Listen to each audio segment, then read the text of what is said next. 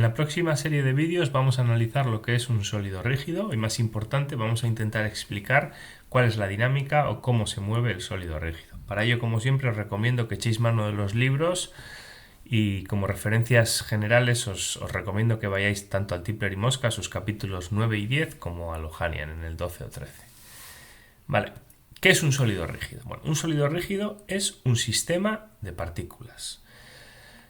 Es decir, cuando tenemos más de una masa. Y como tal, todas las leyes que hemos visto en el tema anterior y en los vídeos anteriores le siguen aplicando, ¿vale? Si os acordáis, para describir un sistema de partículas definimos un punto virtual al que llamamos centro de masas, dimos la receta de cómo localizarlo. Este centro de masas tendrá una posición, una velocidad y una aceleración, y vimos que la ley de Newton puede ser aplicada o se le aplica al centro de masas y de alguna forma nos permite sustituir todo el sistema, todas las partículas que tenemos, por este centro de masas. Entonces, lo que tengo que hacer, la receta que vimos es el total de las fuerzas que actúa sobre todas mis masas, se las aplico al centro de masa.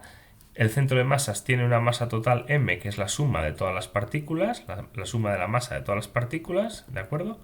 Y adquirirá una aceleración de acuerdo a las fuerzas externas que actúan sobre todo mi sistema. Bien, para describir este sistema de partículas necesito, si queréis saber dónde está cada una de las masas en cualquier instante, 3n variables. ¿Por qué 3n? Bueno, porque tengo n partículas, en este caso n sería 3, ¿de acuerdo?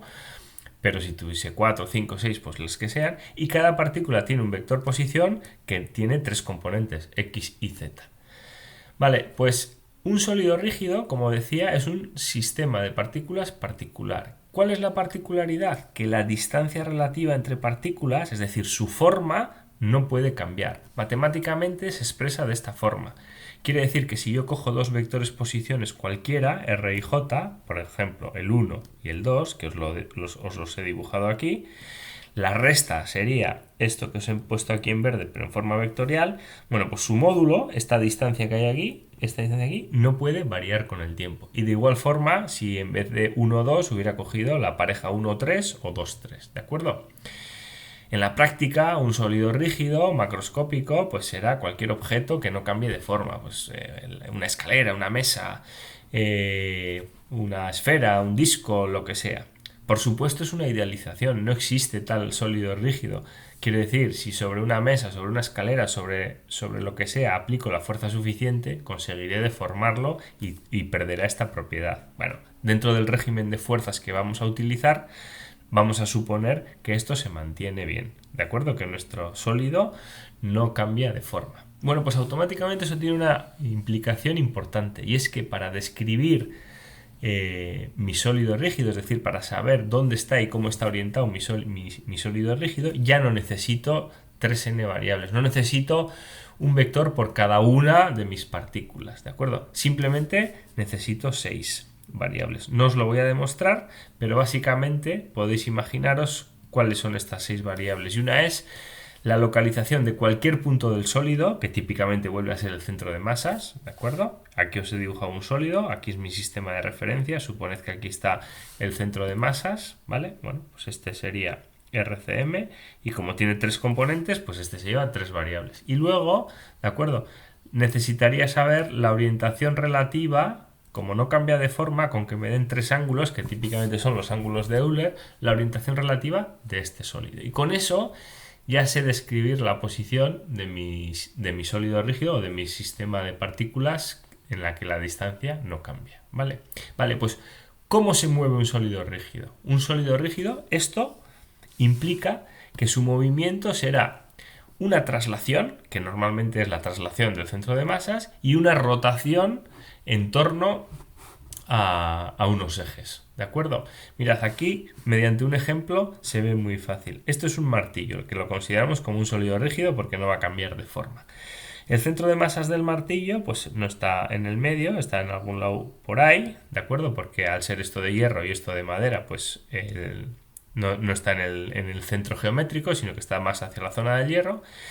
Y, como decía, como es un sistema de partículas, tiene que cumplir las leyes que hemos visto, y es que el total de las fuerzas exteriores, en este caso solo la gravedad, tiene que ser igual a la masa total del sistema de partículas, en este caso la masa total del martillo, por la aceleración que adquiera el centro de masas. ¿De acuerdo? Perdón, la aceleración que adquiera el centro de masas. Si supongo que solo le está afectando la gravedad, bueno, yo tiro el martillo al aire, entonces la única fuerza externa es la de la gravedad, su propio peso, por lo tanto ya sé lo que va a hacer el centro de masas. Y el centro de masas única y exclusivamente puede describir un tiro parabólico Mondo-Ilirondo.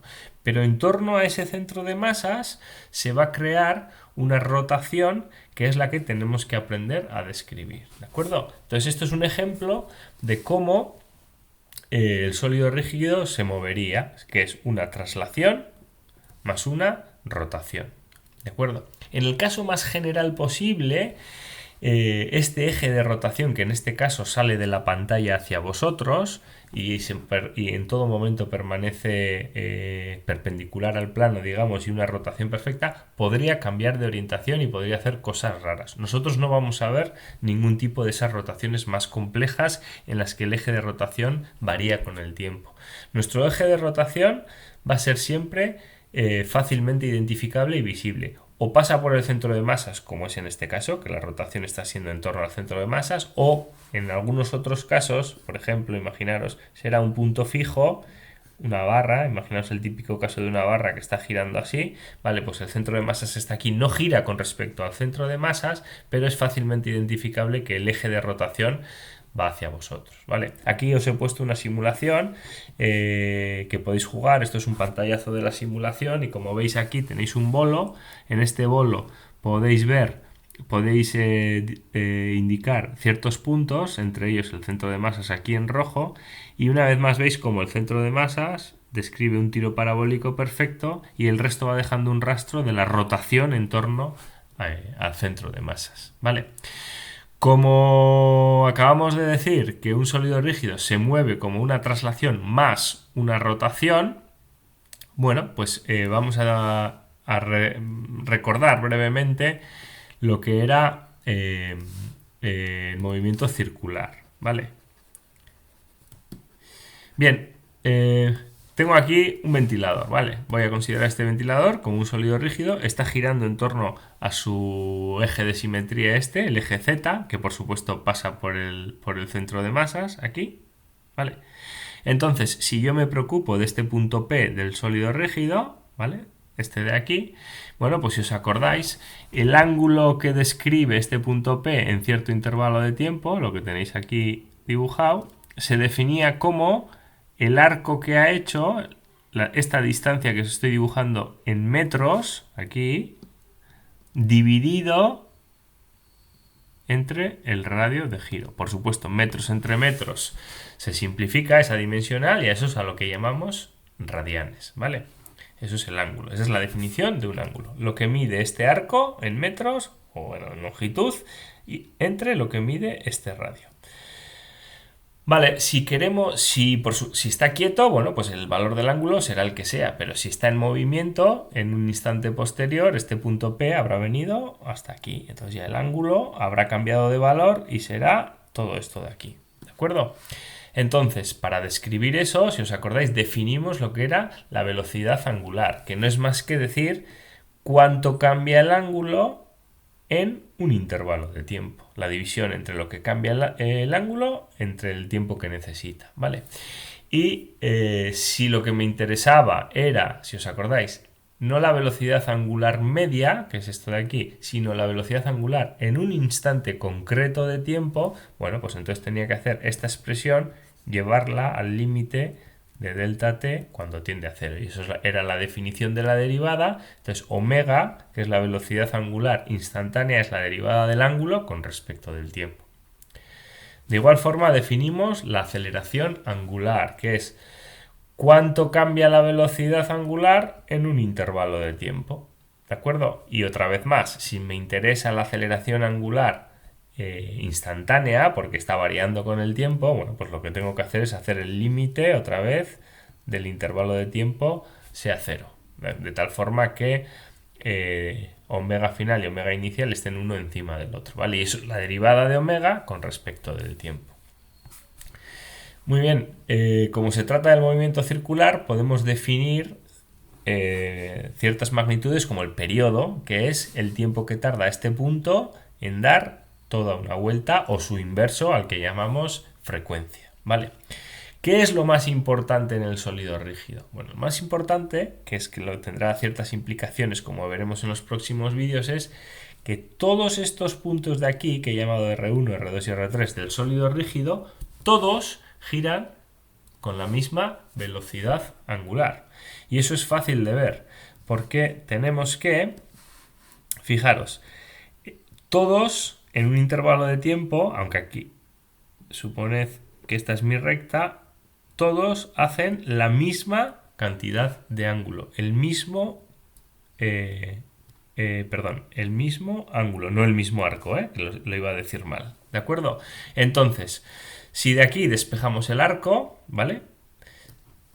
Fijaros cómo la derivada, y derivo a ambos lados, tiene que haber una relación, ahora me interesa saber, una relación entre las velocidades lineales que tienen cada uno de estos puntos, que os he dibujado aquí en azul, y las velocidades angulares. ¿Cómo lo hallo? Pues muy sencillo, derivo a ambos lados esta definición del ángulo, que es esta de aquí, donde R pasó, y por ser un sólido rígido, la distancia R a la que está el punto no puede cambiar, si no estaría cambiando de forma, por lo tanto la derivada del arco con respecto del tiempo, si os acordáis, es el módulo de la velocidad lineal. La derivada de phi respecto del tiempo es omega, que es lo que acabamos de definir aquí, ¿de acuerdo? Y R no varía con el tiempo porque es un sólido rígido, por lo tanto V será igual a omega por R. Si vuelvo a derivar a ambos lados, esta expresión, si vuelvo a derivar a ambos lados, ¿vale? La derivada del módulo de V es la aceleración tangencial, acordaros de cinemática, y la derivada de omega es la aceleración angular. Entonces tengo una relación entre la aceleración tangencial que tienen cada uno de estos puntos y la aceleración angular, ¿de acuerdo? Y al tratarse también de un movimiento circular, acordaros que la aceleración normal es igual a el módulo de la velocidad al cuadrado partido de R. Vale, pues lo que decía, lo importante en el sólido rígido es darse cuenta que todos estos puntos tienen la misma omega y la misma alfa. Si os fijáis, V1 será igual a omega por R1. V2 será igual a omega por R2. Por supuesto, 1 es el que más rápido va linealmente, la velocidad es más rápida, porque en el mismo intervalo de tiempo, para dar una vuelta, tiene que recorrer muchos más metros que este que va por el interior, ¿vale? Pero ambos dan una vuelta en el mismo intervalo de tiempo. O sea, angularmente no corre más uno que el otro. Por eso todos tienen la misma omega. Y si pusiera el de 3, lo mismo. Lo mismo pasa con alfa, por supuesto. Y ya para finalizar, es muy interesante que relacionemos las velocidades lineales de un sólido que rueda sin deslizar, ¿vale? Esto es importante, ¿eh? Rueda sin... Y ahora veremos por qué. Deslizar. Suponed que tengo aquí pues una esfera, un anillo, lo que queráis, un disco que está rodando por el suelo. Si yo con pintura negra o con pintura roja dibujase una cantidad de arco cualquiera, tal que así, ¿de acuerdo? A medida que esto vaya hacia adelante, como os he dibujado aquí, dejará un rastro en el suelo que es lo que he dibujado aquí abajo. Si os fijáis, esto coincide con la nueva posición del centro de masas. El centro de masas es este, aquí tenía este centro de masas, es decir, lo que ha avanzado hacia adelante el centro de masas es la cantidad del arco esta, S. Pero por otro lado, volvemos a usar esta expresión de aquí y sabemos que S es R por phi. Bueno, en este caso al ángulo lo han llamado teta, he cambiado el dibujo, es teta, pues R por teta, ¿de acuerdo? Entonces, está relacionado la distancia o los metros que ha hecho el centro de masas hacia adelante con el movimiento giratorio. ¿Vale? Una vez más, si derivo a ambos lados, siguiendo este mismo razonamiento de aquí, tendré la velocidad del centro de masas es igual a R. No puede variar con el tiempo porque es un sólido rígido. La velocidad del centro de masas será igual a R por omega. Es decir, hemos relacionado la rotación, la velocidad angular de rotación, con la velocidad lineal de avance del centro de masas. ¿De acuerdo? Y una vez más, si vuelvo a derivar a ambos lados, tengo que la aceleración del centro de masas, la derivada de esto es esto, será igual a R por alfa. Aquí es importante que os deis cuenta que estas dos expresiones que acabo de poner aquí, VCM igual a R por omega y aceleración del centro de masa igual a R por alfa, única y exclusivamente se cumplen bajo esta condición, que es rodar sin deslizar. ¿Qué quiere decir eso? Imaginad que esto es la rueda de un coche que está parado y el conductor pisa el acelerador a tope. Si esto derrapa, lo que ocurrirá es que esta rueda girará a toda leche, estaréis quemando goma, estaréis quemando neumático y el centro de masas no avanzará porque el coche todavía no ha empezado a moverse. Imaginaos el típico coche chirriando que está acelerando. Lo que quiere decir que alfa y omega son diferentes de cero, tendrán valores muy grandes, pero todavía la rueda no avanza, por lo tanto este y este son cero. ¿De acuerdo? Están desacoplados estos. O el caso contrario, imaginad que vais en el mismo coche o vais en bici y en un momento dado pisáis el freno de la bici a tope, bloqueáis la rueda. Vosotros seguiréis derrapando hacia adelante, pero al haber bloqueado la rueda, omega y alfa es cero. La rueda no gira, mientras que vosotros sí que vais hacia adelante. Tenéis una velocidad del centro de masas y una aceleración del centro de masas, ¿de acuerdo? Entonces, para que estas dos expresiones sean válidas, es clave que rodéis sin deslizar, que sea un rodamiento perfecto, ¿vale? Luego veremos qué más implicaciones tiene esto, pero eso lo dejamos para los próximos vídeos.